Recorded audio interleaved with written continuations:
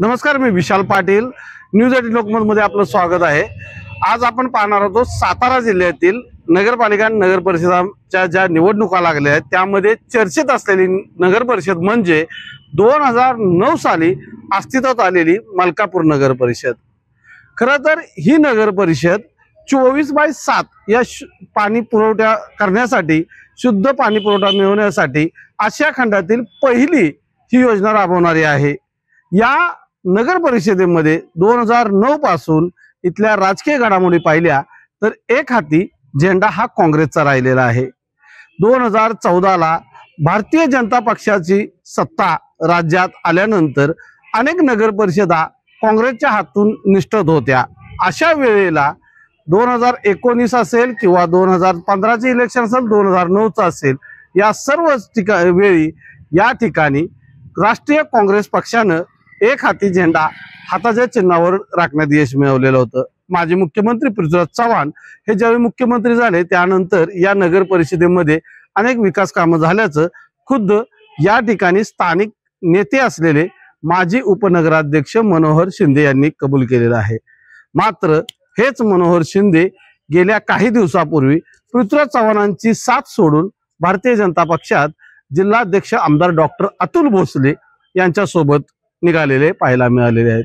त्या संदर्भात त्यांनी पत्रकार परिषद सुद्धा घेऊन त्याचे संकेत दिलेले आहेत. आपण पाहिलं तर आता भारतीय जनता पक्षात मोठ्या प्रमाणावरती काँग्रेसमधील अनेक दिग्गज महारथी यांनी पक्षप्रवेश केलेला आहे. अशा वेळी पृथ्वीराज चव्हाणांचे निष्ठावंत, प्रामाणिक अशी ख्याती असलेले मनोहर शिंदे यांनी सुद्धा आता भारतीय जनता पक्षाची वाट धरलेली आहे.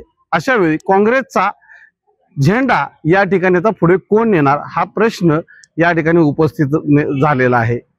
परंतु या सर्वांमध्ये एक ट्विस्ट निर्माण होताना पाहायला मिळतोय. तो म्हणजे आजच महायुतीतील घटक पक्ष असलेले अजितदादा राष्ट्रवादी काँग्रेस पक्षाचे नेते आणि पूर्वी या ठिकाणी कराड दक्षिण विधानसभा मतदारसंघाचे सलग 7 वर्ष प्रतिनिधित्व करणारे कैलासवासी विलासराव पाटील उंडाळकर यांचे चिरंजीव उदयसिंह पाटील उंडाळकर यांनी गेल्या काही दिवसापूर्वी राष्ट्रवादी अजितदादा गटात पक्षप्रवेश केला.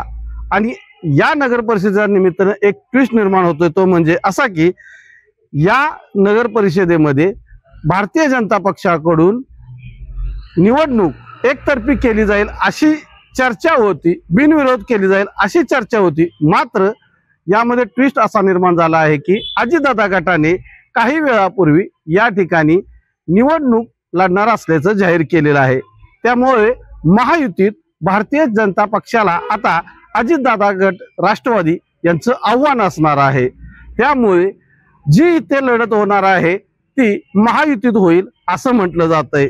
परंतु याच्या पुढचा अजून एक ट्विस्ट असा आहे की अजितदादा गटात पक्षप्रवेश केलेले उदयसिंह पाटील उंडाळकर आणि माजी मुख्यमंत्री पृथ्वीराज चव्हाण यांच्या गटाचं आणि पृथ्वीराज चव्हाणांचं आजही चांगल्या पद्धतीचं ट्युनिंग आहे. आणि हे ट्युनिंग पुढं निवडणुकीतही पाहायला मिळेल.